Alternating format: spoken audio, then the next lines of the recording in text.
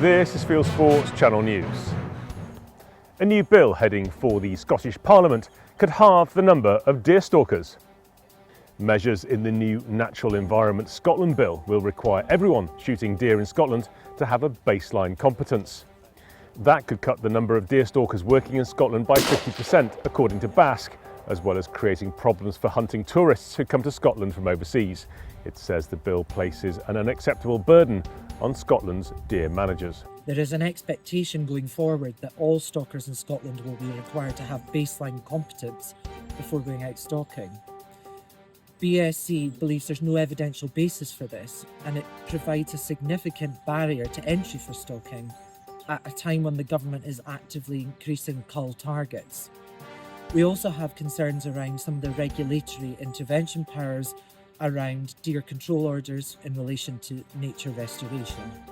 As ever, BSC will be working hard to represent its members' concerns on this bill, and we will be working with MSPs to ensure that we get the bill to a more workable position. Human food waste is fueling foxes and putting pressure on threatened bird species. That's the conclusion of a new study by the Game and Wildlife Conservation Trust and Bournemouth University. Here's research scientist Nathan Williams going through foxes' stomachs. Nathan and other researchers found that foxes in the New Forest are consuming large quantities of human food waste, which is likely to be keeping the numbers artificially high.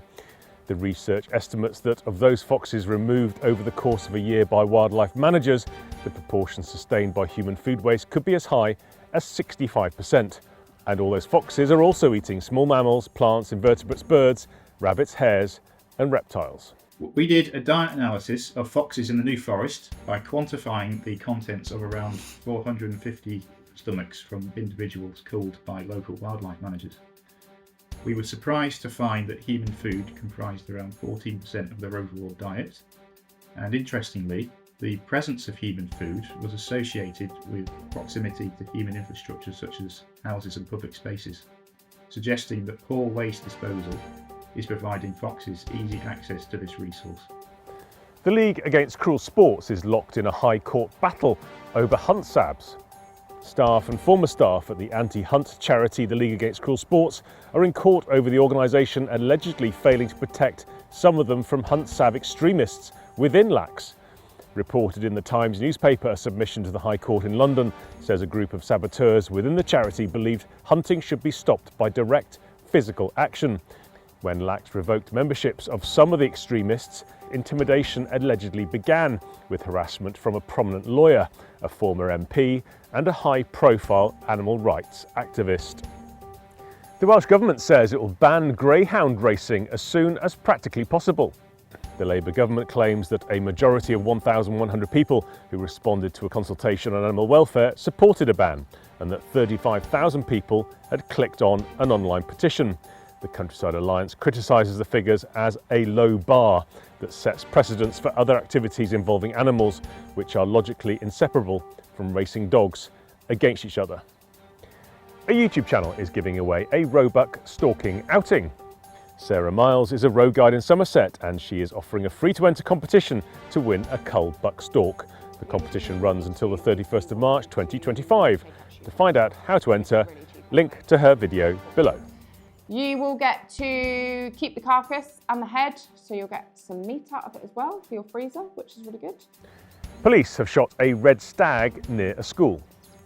South Yorkshire Police said they were called to reports that a stag was posing a danger to staff, pupils and other members of the public near a primary school in Sheffield. Advised by a deer manager and specialist vet that a tranquiliser could not be used to sedate the animal, police shot the deer after it moved on from the school.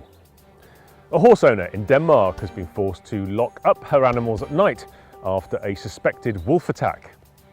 A video clip taken by the owner shows one of her horses limping, as well as fencing knocked over either by wolves or stampeding horses. And thanks to Per Holmseth for that. Meanwhile, a report in the Sunday Telegraph says that Dutch farmers are ignoring national laws, preventing them from shooting wolves. And to top it all off, research by Leeds University published in the journal Ecological Solutions and Evidence says that reintroducing wolves to Scotland would kill enough deer to allow trees to capture 1 million metric tonnes of carbon a year. Thanks to Phil Monckton for that story. And finally, a Swindon father has been convicted for giving his son a replica gun. The man said he didn't know it was illegal to order an airsoft gun from Poland online as a gift for his son. He pled guilty to importing prohibited or restricted goods. Priced at £100, it's an airsoft gun designed to resemble a Heckler & Koch G11 assault rifle. The court heard how Border Force intercepted the package. Magistrates in Wiltshire fined the man £300 for the offence, as well as ordering him to pay a £120 surcharge and £85 in costs. You are now up to date with Fieldsports Channel News. Stalking the stories, fishing for facts.